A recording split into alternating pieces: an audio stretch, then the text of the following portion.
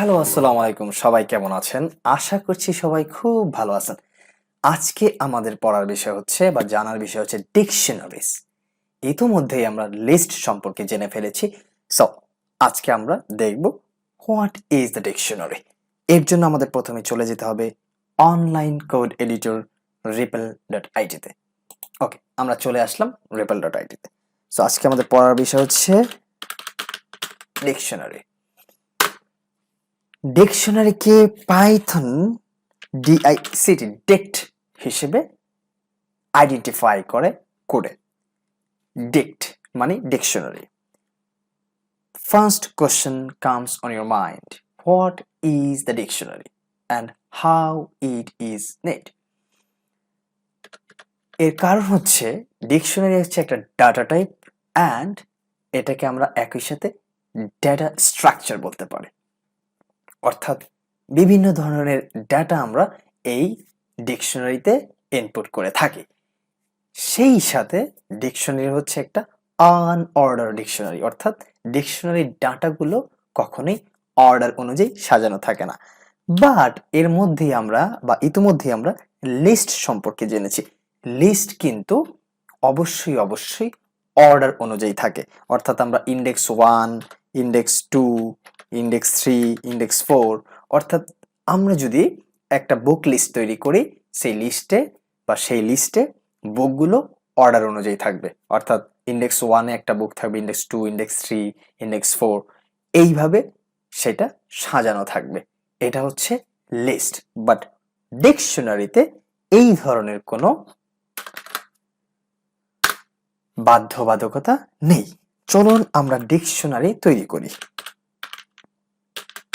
So dictionary নামে আমরা একটা ভ্যারিয়েবল নিলাম, সেইখানে আমরা একটা কার্লি ব্র্যাকেট নিচ্ছি। অবশ্যই ডিকশনারি তৈরির ক্ষেত্রে কার্লি ব্র্যাকেটস দিতে হবে। অর্থাৎ কার্লি ব্র্যাকেটস এর মধ্যে আমরা যে ইনফরমেশনগুলো রাখবো সেটাই হবে কি ডিকশনারি। এটাকে আমরা বাংলায় কি বলতে পারি? সেকেন্ড ব্র্যাকেট বলতে পারি। অর্থাৎ আমরা ডিকশনারি তৈরি করতে গেলে অবশ্যই আমাদের একটা সেকেন্ড ব্র্যাকেট লাগবে। এখন আমরা ডিকশনারিতে যেই ভ্যালুগুলা বা যেই ডাটাগুলো স্টোর করব সেটা কিভাবে করব? আমরা এ নামে একটা স্ট্রিং নিচ্ছি। এই স্ট্রিং কি হচ্ছে একটা কি, আর এই কিতে আমরা 1 নামে একটা ভ্যালু রাখছি। কি বললাম আমি? এই ডিকশনারিতে এ নামে একটা স্ট্রিং নিচ্ছি, আমরা যে কোনো কিছু নিতে পারি। সেটা হবে হচ্ছে কি কি কি মানে কি চাবি, কি কে ই ওয়াই কি। অর্থাৎ এই কিতে কি করব, আমরা একটা ভ্যালু রাখবো, সেটা কি 1 বা যে কোনো ভ্যালুই আমরা রাখতে পারি। আমরা আরো একটা স্ট্রিং নিচ্ছি বি, সেই বিতে আমরা আরো একটা ভ্যালু রাখছি 2 এবং মনে রাখতে হবে আমাদের এইখানে একটা কমা দিতে হবে। এ একটা ভ্যালু শেষ হওয়ার পর আরেকটা ভ্যালু লিখতে হলে আমাদের একটা কমা দিতে হবে। ওকে, সো আমরা একটা ডিকশনারি তৈরি করে ফেললাম। এইবার এই ডিকশনারিকে আমরা কি করছি? কল করছি ডিকশনারি। ওকে, সো এই ডিকশনারিকে কল করার জন্য আমরা ফার্স্টে যেটা করব সেটা হচ্ছে আমরা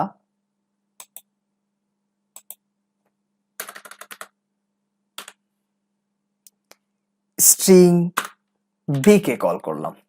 অর্থাৎ যদি আমরা বি কি কে কল করি তাহলে আমরা ভ্যালু 2 পাবো। যদি আমরা রান করি আমরা কি পাবো?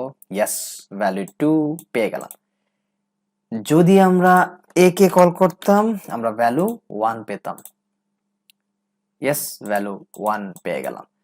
অর্থাৎ আমরা কি করলাম? কি ভ্যালুকে কি করলাম? কল করলাম ডিকশনারিতে।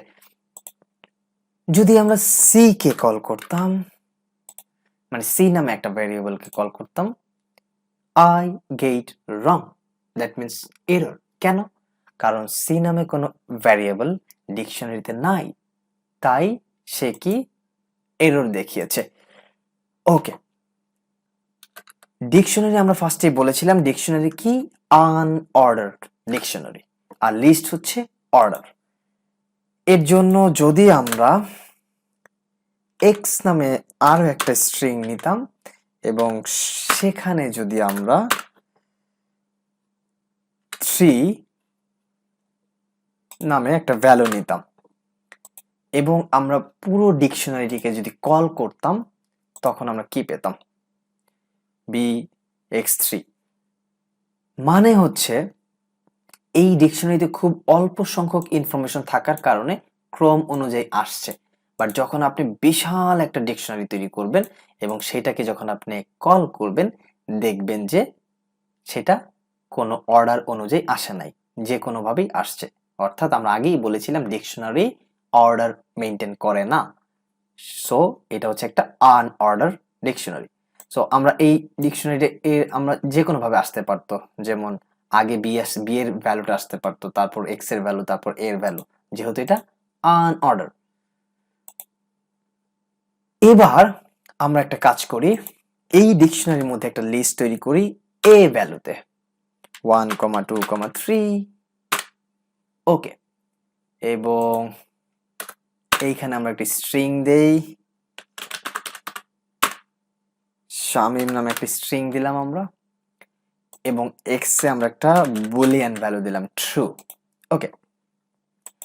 এবার যদি আমরা এটা ফুলটাকে রান করি আমরা ডিকশনারিটা দেখতে পাবো, পেয়ে গেছি। কিন্তু আমরা যদি এ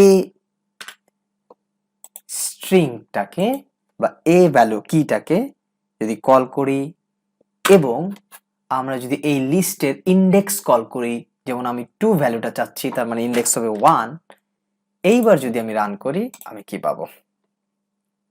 ইয়েস, 2 পেয়ে গেলাম। তার মানে আমি ডিকশনারি থেকে একটা লিস্ট ক্রিয়েট করতে পারি এবং সেই লিস্টকে কল করতে পারি। আমি চাইলে পুরো লিস্টটাকেও কল করতে পারতাম। ইয়েস, সেই লিস্টে চলে আসছে, জাস্ট এ হচ্ছে কি আর এই লিস্টটা হচ্ছে এ এর ভ্যালু। সো আমি যখন কিটাকে কল করেছি সে ভ্যালুটাকে রেসপন্স করেছে। এইবার আমরা একটা কাজ করি, আমরা ডিকশনারির মধ্যে লিস্ট তৈরি করলাম, আমরা কি লিস্টের মধ্যে কোনো ডিকশনারি তৈরি করতে পারতাম না? হ্যাঁ, অবশ্যই পারতাম। এর জন্য আমরা কি করব, একটা লিস্ট তৈরি করে নিই, মাই লিস্ট, এবং এই লিস্টের মধ্যে আমরা কি করছি, একটা ডিকশনারি তৈরি করছি, ওকে। আমরা এই ডিকশনারিটাকে কপি করে নেই,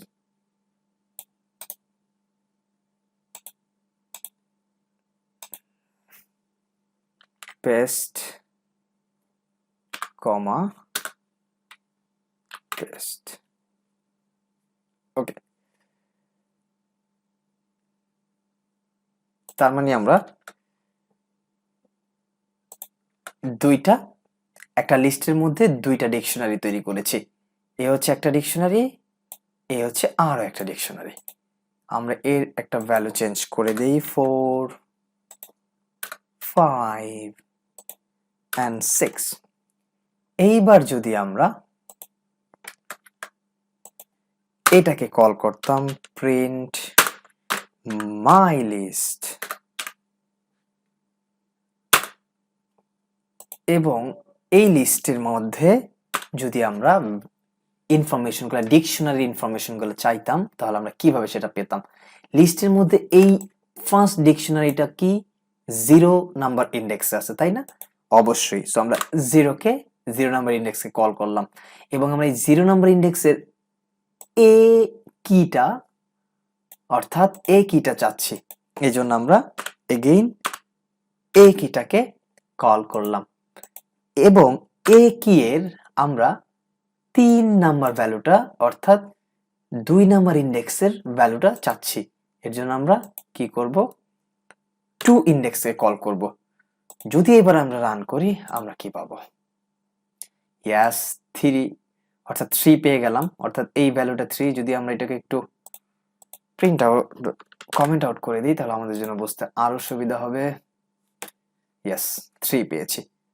তার মানে আমরা একটা লিস্টের মধ্যেও কি করতে পারি, একটা ডিকশনারি ক্রিয়েট করতে পারি এবং সেই অনুযায়ী আমরা ইনফরমেশনকে কল করতে পারি এবং আমরা একটা ডিকশনারির মধ্যে একটা লিস্ট ক্রিয়েট করতে পারি এবং সেখান থেকে আমরা ডাটাগুলো কল করতে পারি। এখন অনেকের মধ্যেই প্রশ্ন আসতে পারে, তাহলে what is the difference between list and dictionary? Dictionary এবং লিস্টের মধ্যে পার্থক্য কি, সেটাই আমরা ভবিষ্যতে জানার চেষ্টা করব। আদৌ কি কোনো পার্থক্য আছে কিনা, বা পার্থক্য থাকলে সেটা কি, এবং কি ক্ষেত্রে লিস্ট ব্যবহার করা হয় এবং কোন ক্ষেত্রে ডিকশনারি ব্যবহার করা হয়, সেগুলো আমরা সামনে দেখব। আজকের মতো এখানে শেষ। সবাইকে ধন্যবাদ। আল্লাহ হাফেজ।